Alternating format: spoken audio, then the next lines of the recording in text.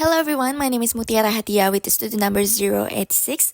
I will present the final exam Global Intercultural Communication with my favorite TV show from Netflix entitled Emily in Paris. It's about the cultural bond between Emily, who is American, who moved to live in Paris to her job. So let's get started. Emily in Paris, starring Emily Cooper, an ambitious American marketing executive who moves to Paris for a job opportunity at a French firm. Struggling with language barriers, cultural differences, and workplace challenges, she navigates her new life with newfound charm, innovation, and challenge. The series explores themes of intercultural communication, romance, personal growth, and the clash of American and French cultural values, all set against the backdrop of the glamorous Parisian lifestyle.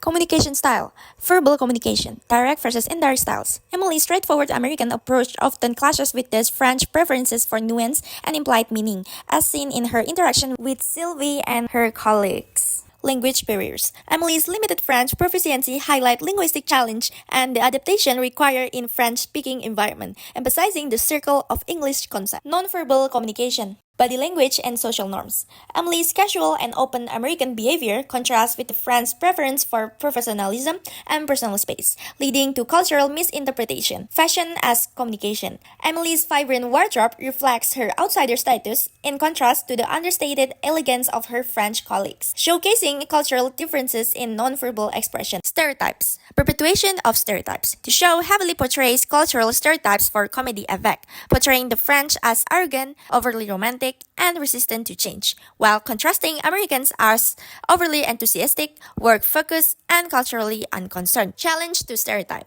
Some characters such as Julian and Luke provide a fresh perspective on professional French people who are open to Emily's ideas, showing that French society is not snobbish in its attitudes. Emily's adaptability and willingness to learn and grow challenge the stereotype of the ignorant tourist. Impact on the interactions. These cultural stereotypes create tension and miscommunication, especially in workplace. For example, Sylvie dismisses Emily's optimism and work ethic as an American, assuming her ideas lack depth. Conversely, Emily often misinterprets the French emphasis on work-life balance as laziness or lack of ambition. Cultural identity, high context versus low context communication. French culture, as depicted in the show, aligns with a high context communication style, where meaning is derived from nonverbal cues, shared history, and implicit understanding.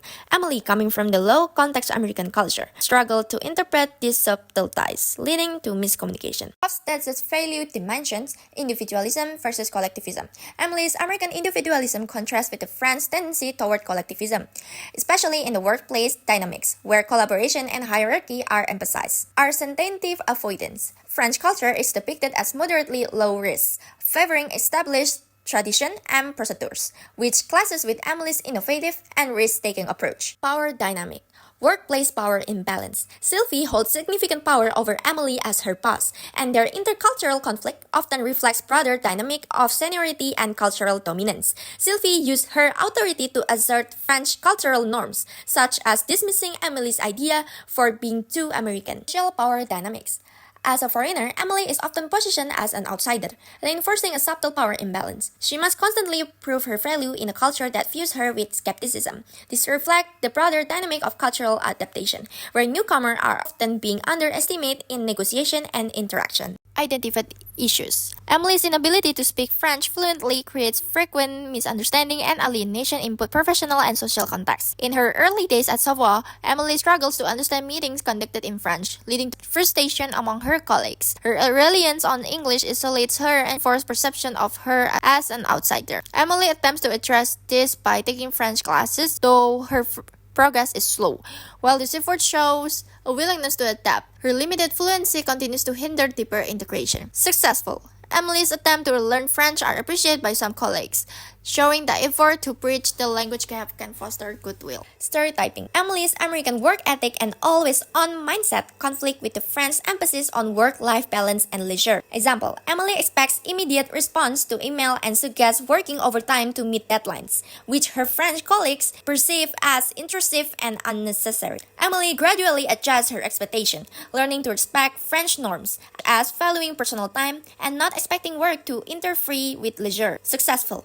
Emily's eventual adaptation allows her to build better relationship with her colleagues and integrate more seamlessly into the French professional stereotype. Cultural assumption. Cultural assumption create barriers in Emily's interaction, both the French and her as an American.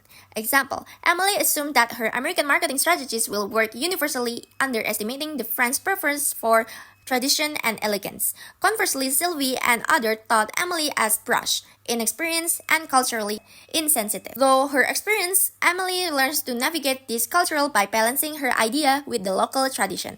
Similarly, some French characters, like Luke and Julian, begin to see value in Emily's perspective. Over time, the characters challenge their assumption, leading to more collaborative and harmonious relationships. Communication styles. Emily's direct and enthusiastic American communication style clashes with the French preference for subtlety and formality. Example, in the marketing pitch, Emily enthusiastically suggests using social media influencer for a campaign. Her French colleagues, led by Sylvie, dismissed her idea as overly modern and lacking sophistication. Resolution. Over time, Emily learned to adapt her style by blending her innovative ideas with French cultural expectations, such as presenting them more tactfully or aligning them with the traditional values. Successful. By adjusting her communication style, Emily gained Sylvie's respect, leading to more productive collaboration. Language adaptation. Solution. Commitment to language learning. Emily could invest more time in improving her French through experiences or intensive classes. While she does attend language classes in the series, give effort and consistent practice would earn faster results. Cultural awareness and sensitivity.